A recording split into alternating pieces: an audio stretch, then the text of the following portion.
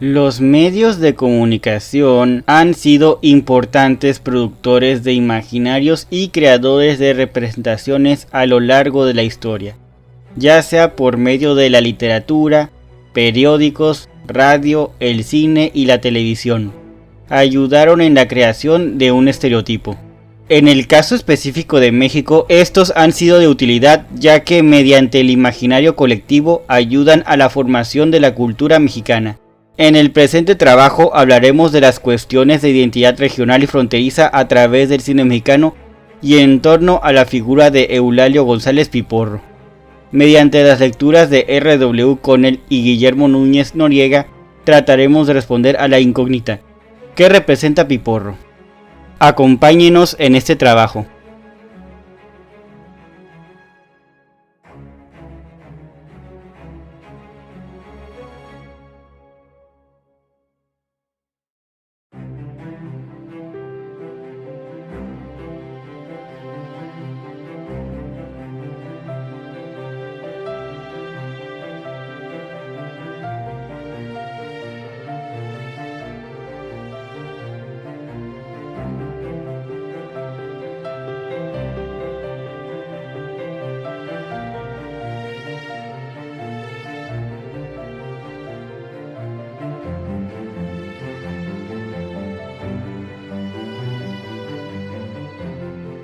La masculinidad en el cine mexicano.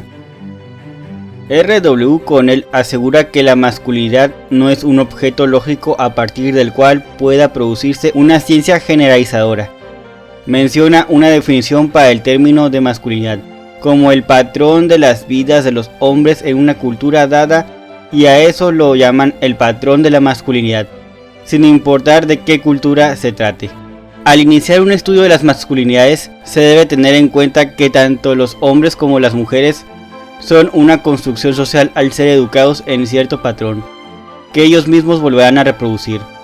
Desde la niñez es habitual escuchar disputas sobre la hombría de cada uno.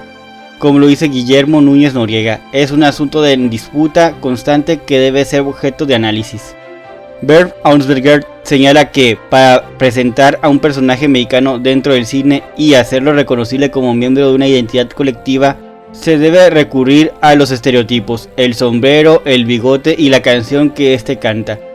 Pero muchas veces no se toma en cuenta la representación que tienen estos personajes en las distintas regiones del país. El cine ha tenido múltiples escenificaciones: la revolución, añoranza porfiriana, ranchero, etc., cada uno de los cuales contó con su representante. Emiliano Zapata y Francisco Villa fueron los máximos representantes del cine de la revolución, porque fueron caudillos que se debían al pueblo y no tenían ningún deseo de llegar a la presidencia. En la Revolución Mexicana en el cine, un acercamiento a partir de la mirada italoeuropea, Ricardo Pérez Monfort menciona la importancia de implantar las representaciones de una identidad nacional, que permiten la formación de imaginarios con los que pudieran ser identificados los mexicanos. Así es como se crearon las figuras del charro, las chinas poblanas, el pelado, entre muchos otros personajes, que no podían poner en duda la identidad mexicana. En este ámbito también entran los escenarios, con magueyes, nopales, milpas, trajineras y por supuesto volcanes como el Popocatépetl y el Iztaccíhuatl. En el caso particular de Zapata, él también planteó un primer estereotipo de revolucionario, con traje de charro, mientras que Villa, al ser norteño, usaba más una vestimenta de sombrero y bota tejana. El cine fue un promotor de la imagen del charro mexicano, por figuras como Pedro Infante, Jorge Negrete o incluso Vicente Fernández. Sin embargo, la imagen del hombre norteño ha permanecido un poco alejado de este imaginario. Es Eulalio González, mejor conocido como Piporro, el hombre de sombrero y botas vaqueras, quien representó a los estados norteños del país en sus películas. En su tesis de licenciatura, Federico Guardado menciona que existen ciertos puntos con los que podemos explicar cómo el personaje de Piporro y su ajúa se creó y reforzó con el cine mexicano. Tenemos que mencionar antes que el personaje de Eulalio González fue creado para la serie radiofónica Ahí viene Martín Corona, pero dicho personaje logró trascender esa radionovela y pasar al cine y la televisión. Ese fue el personaje revelación para González, un anciano Piporro. Si seguimos con Guardado, el actor encontraría su fortaleza con este papel, y en los años venideros únicamente moldeó lo que significaba ser un norteño. Con Martín Corona ya podemos ver vestigios de una forma de pensar norteña. Llegado el momento que filmó El Águila Negra, aquí está al lado de un héroe enmascarado, ya sin la vejez que lo caracterizó con su antiguo héroe. Estos personajes representan la nobleza norteña al nunca matar a nadie. Es necesario conocer los procesos y relaciones con las cuales hombres y mujeres viven ligados en sus géneros, ya que es en este espacio donde juegan sus respectivos roles, las experiencias, la personalidad de cada uno y su cultura. Estas prácticas sociales no son una simple rutina con la que uno cumple, sino que tiene que responder a ciertas situaciones al ser originadas dentro de una estructura social. Es esta misma cultura la que volvió la figura del charro como el pilar del estereotipo mexicano. Si volvemos con Pérez Monfort, la imagen del charro es ligada con el medio rural, no tanto el campesino, sino más el caporal o el mismo hacendado. El campesino con sandalias, cananas y sombrero empezó a ser desplazado por el ranchero, que escondía su miseria y el resentimiento social detrás del pintoresquismo y las costumbres tradicionales del campo. Núñez Noriega menciona que es difícil definir a un hombre en especial si nos remitimos específicamente a su figura humana, es decir, el cuerpo humano y su biología, lo que el autor menciona que es un error, dado que estos factores pueden ser diversos y variar de un ser humano a otro. Es aquí donde también menciona otro factor que puede ser tomado en este sentido, el lenguaje popular. Aunque Núñez Noriega lo señala en el sentido de es hombre, no fregaderas, hombrecito a huevo, poco hombre, un hombre de verdad, es decir, al momento en que se compara qué es más hombre y quién lo es menos. En el sentido del lenguaje popular, el mismo puede variar en las distintas regiones de un país. Lo que en una parte puede significar una cosa, en otra puede tener un significado bastante distinto. Las formas de expresarse de las distintas personas pueden variar, así como el modo de medir su hombría. Es decir, no solo tiene que ver con la vestimenta de una determinada entidad. En cierto modo, Piporro es una mofa a todas estas figuras que tenemos por las de un hombre machista. Una parodia, dado que en el cine ranchero plantean la idea de que un macho mexicano es un hombre borracho, parrandero y mujeriego, un hombre que sabe cómo usar un arma y hacer trabajos pesados. Piporro en muchas de sus películas no sabe hacer trabajos pesados y tampoco sabe disparar. Al hacerlo, por lo general dan el blanco por un mero golpe de suerte.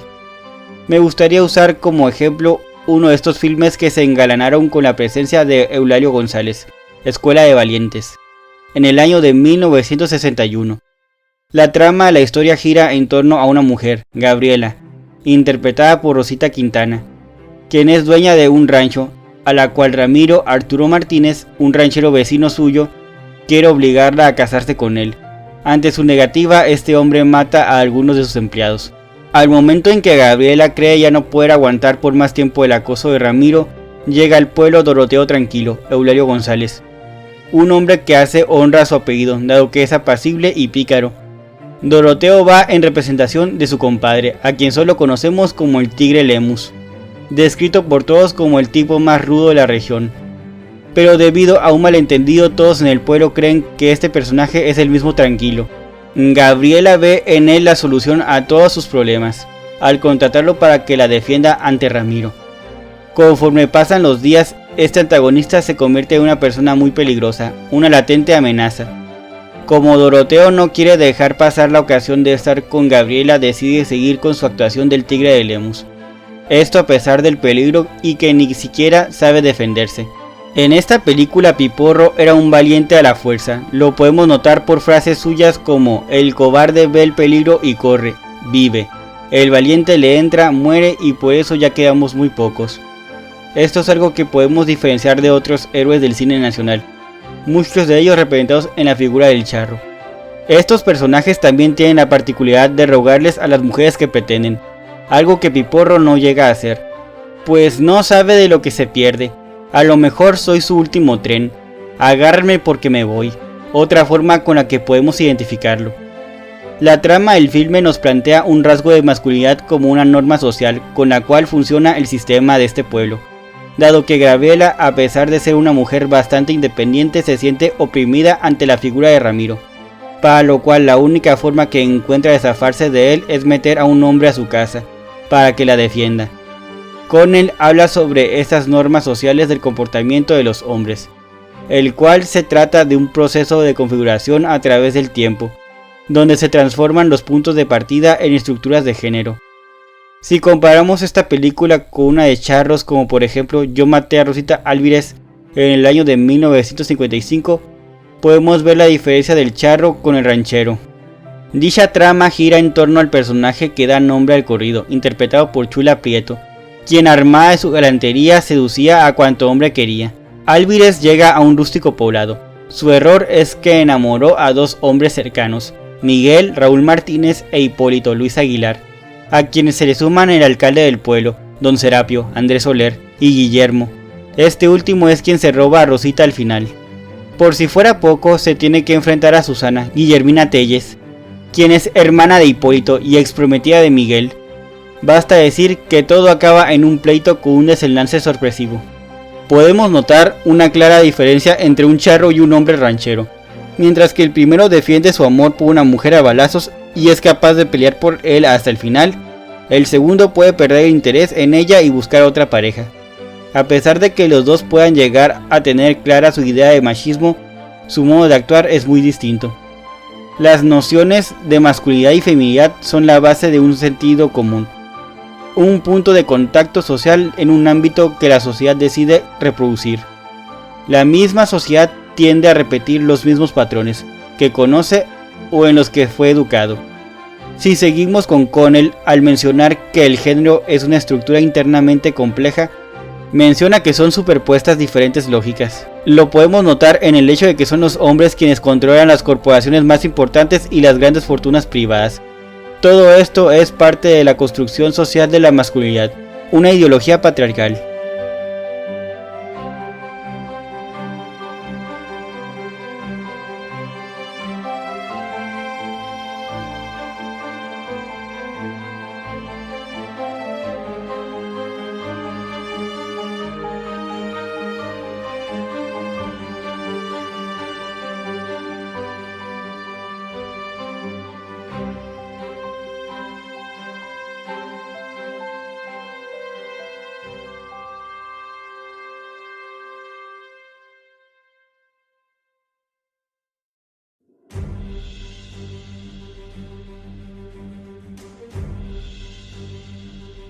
En conclusión, en la edad de oro del cine mexicano se explotaron con bastante éxito comercial los íconos y símbolos del mexicano dentro de la industria del entretenimiento. El norteño representado en estas películas, en especial con la figura de Piporro, pone por lo bajo ese arquetipo del hombre francote y machote. Podemos decir que la imagen del norteño, si bien pudo haber surgido en el cine antes de Eulalio González, pero es él quien lo inmortalizó. Muchas de estas representaciones devienen a que cada género cuenta con cierto patrón social, donde la masculinidad fue acreedora de una serie de comportamientos en las prácticas sociales y forma de relacionarse, ya que son estas las que trazaron el deber ser de los hombres. En el caso del cine, este no fue excepción, dado que al ser un medio de comunicación con mucho peso, no pudo evitar involucrarse en la representación social, ya sea directa o indirectamente, con lo que consiguió perpetuar ciertos imaginarios en la memoria colectiva.